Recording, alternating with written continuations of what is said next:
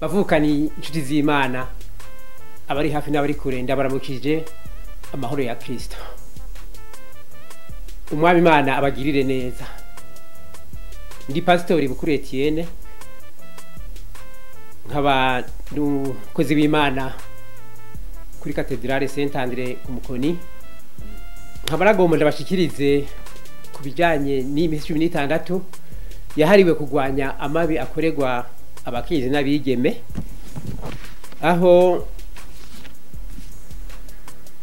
icivugo cy'uyu mwaka Uburundi bwa kaka tuvire hasi rimwe duhagarike amabi akoregwa abakenyezi n'abigeme.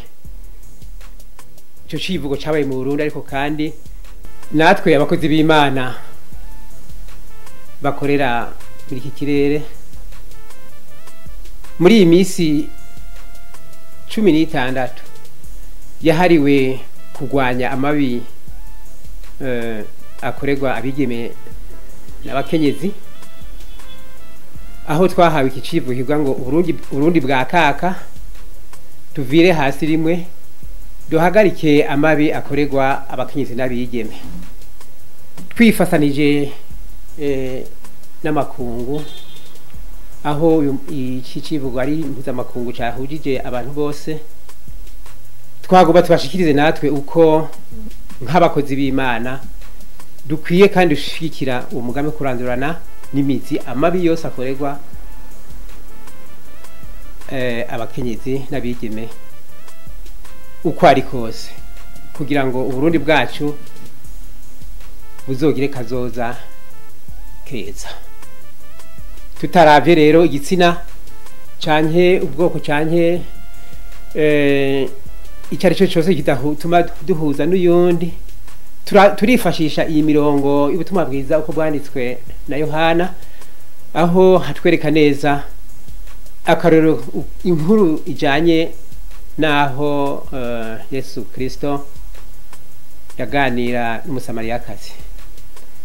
Biraboneka ku murongo w'indi mu gihimba ca 4 n'umurongo w'icenda gushaka ku w'icumi. Haza umugore w'umusamariya kuvoma. Yesu aramubwira ati umpe utwo kunywa. Uno musamariya aramubaza ati wewe uri umuyuda none unsaba amazi ute jewe ndi umusamariyakazi? Nuko abayuda n'abasamariya banenana. Yesu aramwishura ati iyuba waruzi ingabire y'Imana ukamenya n'ugusavye ngo mutwo kunywa uwari we, nawe uba umusavye nawe akaguha amazi y'ubugingo. Aya majambo yatwereka yuko natwe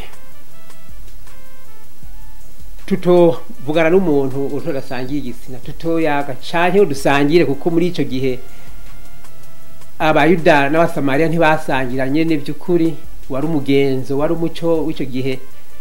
Natwe uwo duhakarorero yaramwakiriye, yaramwumvirije, mbere aramuha n'amazi. Rero nk'abarundi no hanura gufashanya nk'uko byabaye muri ico gihe ciyo nkuru nziza y'ubutumwa bwiza bwa Yesu. Rero twashaka nk'abakozi b'Imana tubamenyeshe twiyemeje dukwiye gukora muri uyu mwaka, tugiye gukora mu kugwanya amabi akoregwa abakenyezi n'abigeme, mu kwigisha abene gihugu ibyo kugwanya ayo mabi,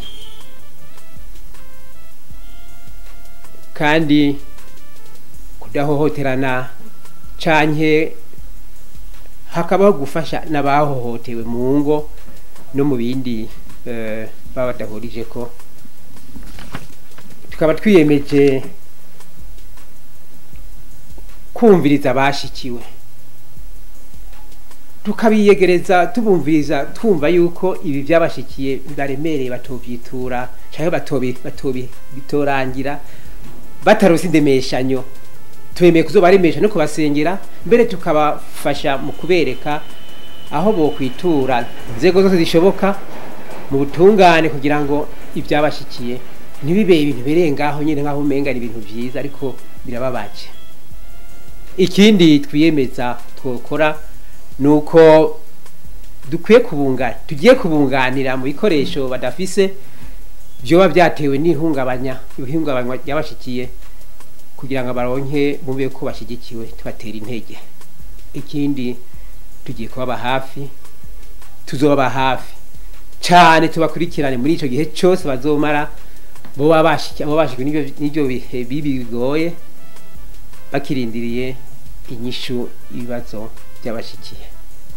Tukaba tubakengurukira mwe mwadukurikiranye kubw'ibi kiganiro dushobora gushikiriza kandi tubashimira umwanya wose mwadukurikiranye. Murakoze.